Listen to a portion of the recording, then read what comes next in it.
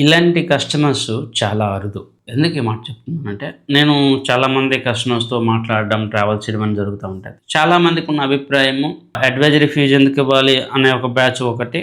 రెండవది ఈయనతో మనం ఎందుకు ఇన్వెస్ట్‌మెంట్ చేయాలి, ఈయనకేదో బెనిఫిట్ వస్తుందని చెప్పి వాళ్ళ బెనిఫిట్, వాళ్ళకొచ్చే గ్రోత్ ఇవన్నీ పక్కన పెట్టి మాకొచ్చే గ్రోత్ లేదా మాకొచ్చే రిటర్న్ బేస్డ్‌గానే ఎక్కువ బాధపడతా ఉంటారు. కొంతమంది మమ్మల్ని కాంటాక్ట్ అయ్యి డీటెయిల్స్ అన్నీ తెలుసుకున్న తర్వాత బిల్డర్‌తో డైరెక్ట్‌గా మాట్లాడదాం అని చెప్పి బిల్డర్‌కి కాంటాక్ట్ అయిన వాళ్ళు, బిల్డర్ దగ్గరికి వెళ్ళి మేము మీ దగ్గర ఇన్వెస్ట్‌మెంట్ చేస్తాము. సంతోష్ గారు మాకు అవసరం లేదని చెప్పి తర్వాత చెప్పే సందర్భాలు కూడా నేను చాలా సార్లు చూసా.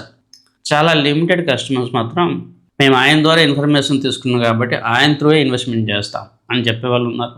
కొంతమంది ఇన్వెస్టర్స్ వాళ్ళు ఇన్వెస్ట్‌మెంట్ చేసి ఆ ప్రాపర్టీ రిజిస్ట్రేషన్ అన్నీ అయిపోయిన తర్వాత సంతోష్ గారు మీకు ఎక్స్ట్రా కమిషన్ ఏమైనా ఇవ్వాలా, ఎక్స్ట్రా ఫీజెస్ ఏమైనా ఇవ్వాలా అని కూడా అడుగుతారు. నిజంగా అలాంటి వాళ్ళని చూసి నాకు చాలా ఆనందం కలుగుతుంది. అయితే నేను టు బి ఫ్రాంక్ హానెస్ట్‌గా మేము ఆల్రెడీ బిల్డర్‌తో టై అప్ అయి ఉంటాం కాబట్టి మా బెనిఫిట్స్ మాకు ఉంటాయి కాబట్టి మేము ఛార్జ్ చేయడం కరెక్ట్ కాదని చెప్పి మేము వాళ్ళ దగ్గర ఎటువంటి ఛార్జ్ అయితే తీసుకోం. కానీ అలా అడిగే కస్టమర్స్ అంటే నాకు చాలా రెస్పెక్ట్. వాళ్ళు ఇస్తారా ఇవ్వరా ఇవన్నీ పక్కన పెడితే ఈరోజు చాలామంది కస్టమర్ నేను చూస్తున్నాను. Especially highly educated IT employees, NRIs and other people గమనిస్తూ ఉన్నాను. ఇన్ఫర్మేషన్ తెలుసుకోవడానికి, క్రాస్ వెరిఫికేషన్ చేయడానికి, ఒపీనియన్స్ తెలుసుకోవడానికి మాత్రమే కాంటాక్ట్ చేస్తూ ఉన్నారు.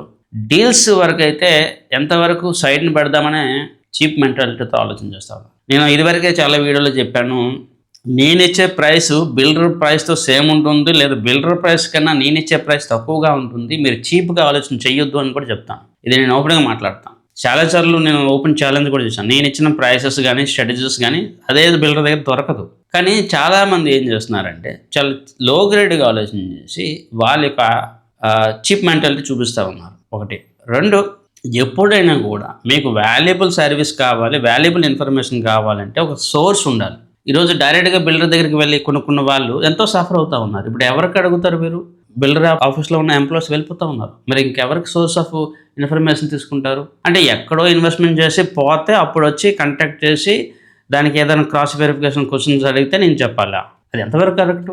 లేదా మీరు ఎక్కడో ఇన్వెస్ట్మెంట్ చేస్తారు, నేను వచ్చి మీకు చేయండి, ఇన్వెస్ట్మెంట్ చేయండి, చేయకూడదు అని చెప్పేసి నేను చెప్పాలా?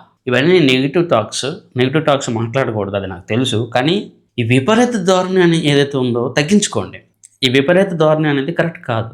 ఒక ప్రొఫెషన్కి, ఒక ప్రొఫెషనల్ పర్సన్కి రెస్పెక్ట్ ఇవ్వండి. ఐఎమ్ వెరీ హ్యాపీ దట్ నా కస్టమర్స్లో ఆల్మోస్ట్ 30-40% మంచి మెంటాలిటీ ఉన్న వాళ్ళు, అండ్ నేను అలాంటి వాళ్ళని ఎంటర్టైన్ చేస్తాను. ఇంకా వేరే మైండ్ ఉన్న వాళ్ళని వన్ టైం వాళ్ళ గురించి నాకు తెలిస్తే ఇంకా వాళ్ళని పక్క పెట్టేస్తాను. నేను గమనిస్తున్న ఇంకొక ఫ్యాక్ట్ ఏంటంటే, ఎవరైతే వాళ్ళ జాబ్ని, వాళ్ళ ప్రొఫెషన్ని రెస్పెక్ట్ ఇస్తూ ఉన్నారో, ఎదుటివాడి టైంకి రెస్పెక్ట్ ఇస్తూ ఉన్నాడో, వాడు ఎట్టి పరిస్థితుల్లో వేరే వాళ్ళని ఫ్రాడ్ చేయడు, వాడుకుని వదలడు.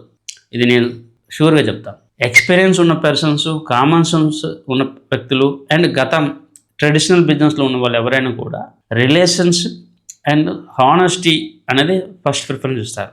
చీప్ మెంటాలిటీ ఉన్న వాళ్ళు, షార్ట్ టర్మ్లో గెయిన్స్ సంపాదించే వాళ్ళు ఎప్పుడు కూడా లో థింగ్స్ గురించి ఆలోచన చేస్తారు. ఎప్పుడు కూడా కెరియర్లో కానీ, బిజినెస్లో కానీ, వెల్త్ క్రియేషన్లో కానీ, ఎక్కడైనా కూడా మీరు గ్రో అవ్వాలి అంటే మీ యొక్క ఎంటైర్ సిస్టంలో ఉన్న పీపుల్ అందరికీ కూడా బెనిఫిట్ వచ్చేటట్టుగా ఆలోచించాలి. కేవలం మీ ఒక్కరే బెనిఫిట్ పొందుతున్నారు, ఇంకా మిగతా వాళ్ళకి బెనిఫిట్ రావట్లేదంటే ఆ సిస్టమ్ ఎక్కువ రోజులు కంటిన్యూ ఉండదు.